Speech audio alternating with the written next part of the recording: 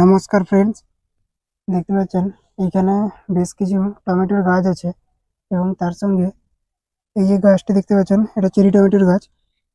খুব ভালোভাবে গ্রোথ নিয়েছে, কিন্তু এখন প্রুনিং অবশ্যই করতে হবে, না হলে ভালো পরিমাণে ফল পাওয়া।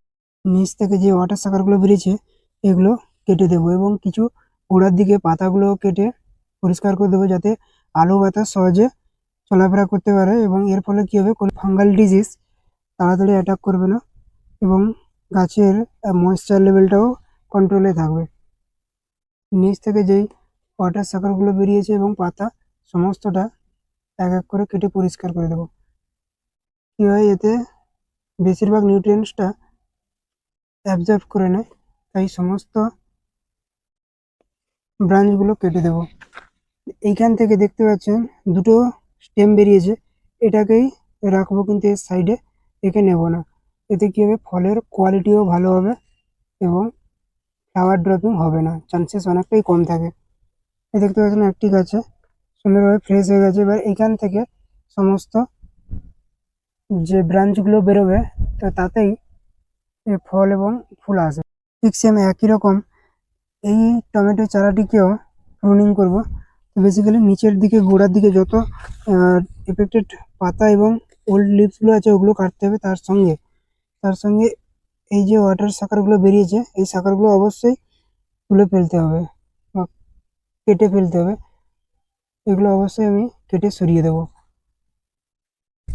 গোড়া থেকে কোনো নতুন স্টেম বা শাখার নেবই না, যতক্ষণ না উপর থেকে দুটো ব্রাঞ্চ বেরোচ্ছে। এটাও আগে কাটতে পারলে খুব ভালো হতো, কিন্তু এখন যেহেতু খুব বড় মোটা হয়ে গেছে তো এটাকে রেখে দেবো। তখন আমার উপরে 3টে স্টেম এসে যাবে এবং তার সঙ্গে সঙ্গে এই বড় পাতাগুলোরও কোনো প্রয়োজন নেই এখন, তো এগুলোও কেটে সরিয়ে ফেলবো। এবার দেখুন বন্ধুরা, গাছটি কত সুন্দর ফ্রেশ আছে এবং এতে কোনো ডিজিজ বা ফাঙ্গাল ইনফেকশন আর তেমনটা হবেই না।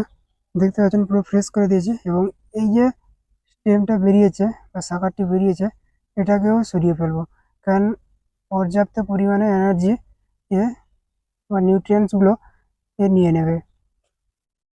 এটাকে রেখে দেবো। যেই যেই ব্রাঞ্চগুলো ঠিক ফুল আসছে ওইগুলোকেই আমরা রাখবো, আর বাদ বাকি সমস্ত ব্রাঞ্চগুলো কেটে দেবো।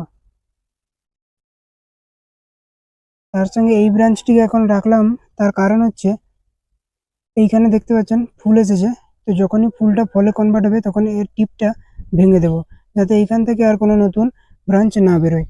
এবং খেয়াল রাখতে হবে এই ব্রাঞ্চের সাইড ব্রাঞ্চগুলো আমরা নেব না। এইভাবে টমেটোর গাছগুলো প্রুনিং করলে এতে ফলের কোয়ালিটিও ভালো হয় এবং রোগ পোকা তেমন একটা আক্রমণ হয় না।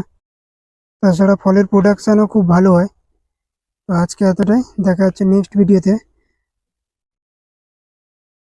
সবাই ভালো থাকবেন, সুস্থ থাকবেন।